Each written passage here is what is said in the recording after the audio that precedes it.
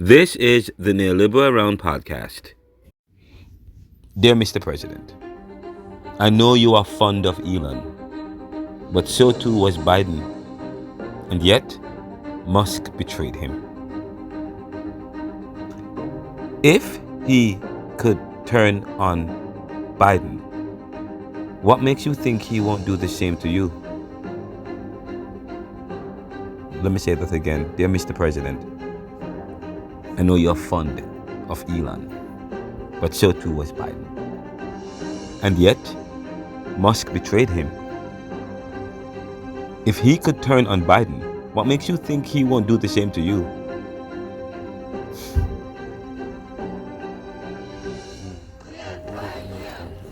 Dear Mr. President, I know you are fond of Elon, but so too was Biden. And yet, Musk betrayed him. If he could turn on Biden, what makes you think he won't do the same to you? Don't write it. Why? Why not? Don't write it. Deep, right? Don't write it. No one is talking like, nobody's talking like that, right? Don't write it. God just put stuff in my head. I'm telling you, when I write stuff, it doesn't come from me. It comes from something deep, something that is beyond me. Okay, God give me that prophetic spirit, that prophetic language. Yeah? Don't write it. Listen, but I'm not even finished. But listen to this. I'm not done. Listen to this. Musk's fortune swelled under Biden's administration.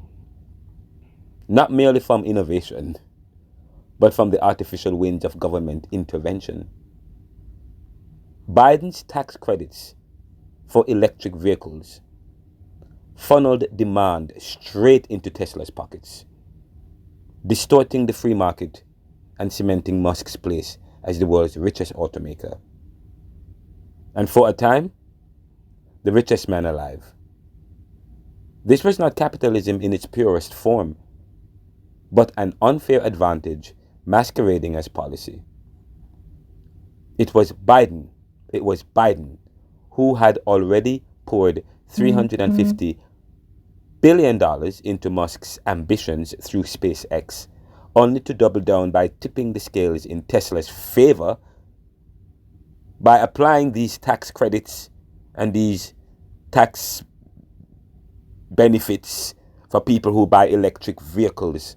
I was one of them, okay, because I leased a Tesla vehicle because I wanted to get, because I wanted to get the benefit, okay.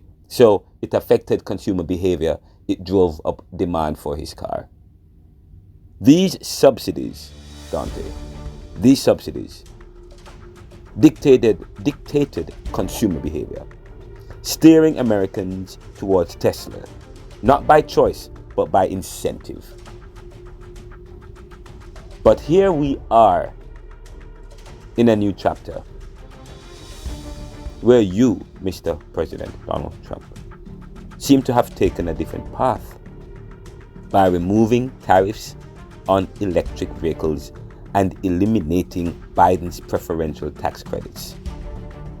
You have leveled the playing field.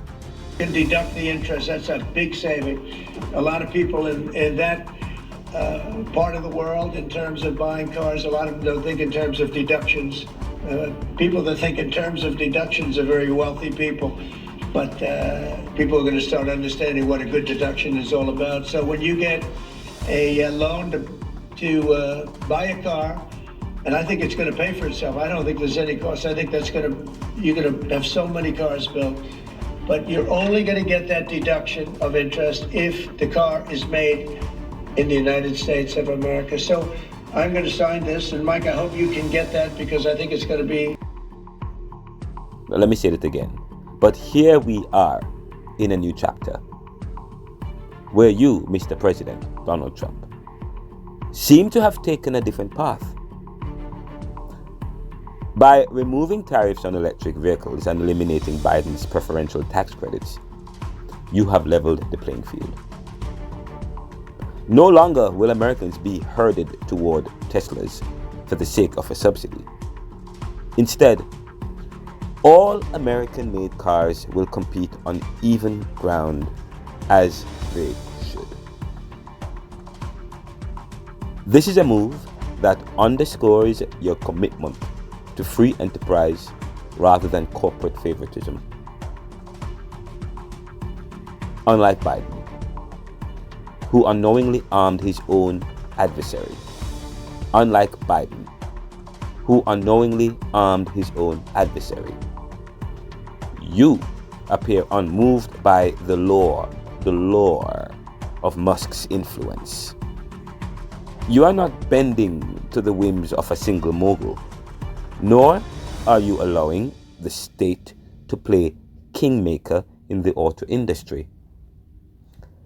This is a correction. This is a correction, a realignment with the principles of capitalism. A system that should never be shackled by government interference in the service of one man's empire. As for Musk, his betrayals may yet return to him, not by the hand of Biden's retaliation, but by the justice of consequence. Life, after all, has its own way of settling accounts. Again, let me say this. Musk betrayal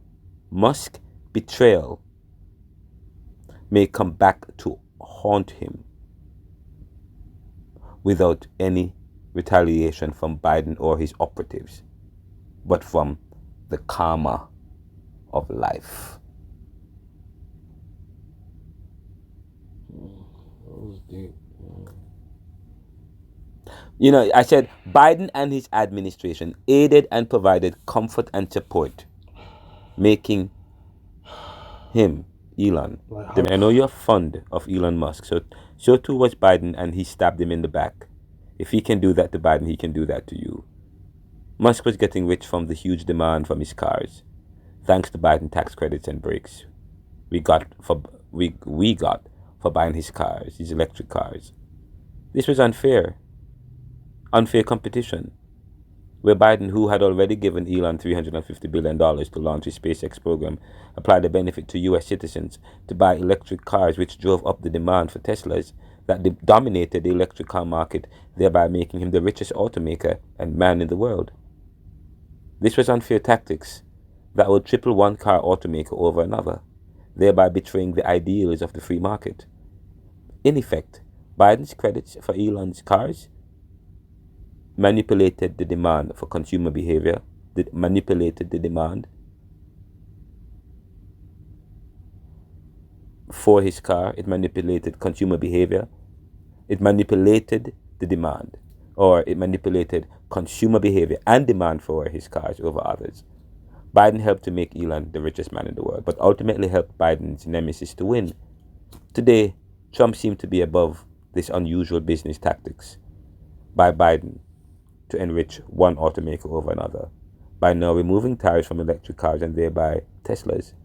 Now Americans like myself will not scurry to buy Teslas to take advantage of Biden tax credits, as they have been dismantled and removed, so that you can now buy any car and get the same benefits so long as it's an American car or cars made in America. So this would therefore affect Musk's car sales, since Trump has removed the special favors towards buying his cars.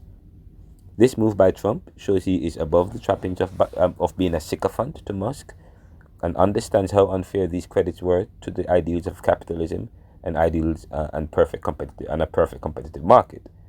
It means that he may not be as easy to be betrayed or stabbed in the back like Sleepy Joe was, who was unaware of the ulterior motives and betrayal of Musk, whom Biden and his administration aided and provided comfort and support, making Musk the richest in the world.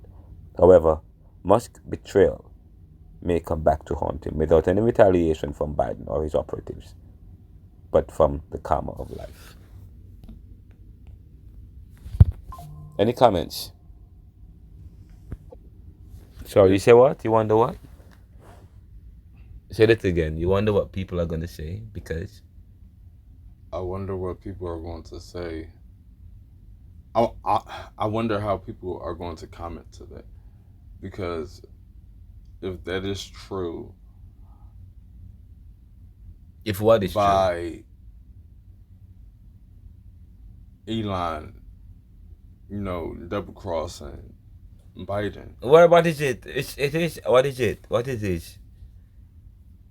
Well, I He don't was know- I out don't there know too campaigning much. for Donald Trump and giving millions of dollars to Americans who would even vote for Donald Trump, while at the same time his program was benefiting from tax credits and subsidies from Biden, and also billions of dollars to help his SpaceX program. So, come on now. Well, So that's what I mean. If it's true, it is true. We know that. Everybody knows that. That's public knowledge. But what I'm saying is that, I mean, after all of that, he supported Donald Trump. Quite interesting. So I'm saying, was that a stab in the back? And if he can stab Joe Biden in the back like that, Donald Trump must be careful. But with what he announced today in terms of tariffs as it relates to cars and so on, it seems that he's above the fray. This is the Neoliberal podcast. Please subscribe on any stream. Anchor.fm. Find your stream at anchor.fm/the Neoliberal. Visit us on YouTube, Renaldo McKenzie.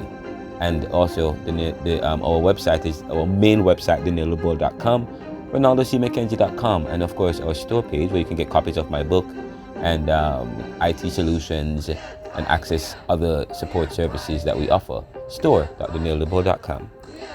We are all about serving the world today to solve tomorrow's challenges by making popular always the monopoly. What good?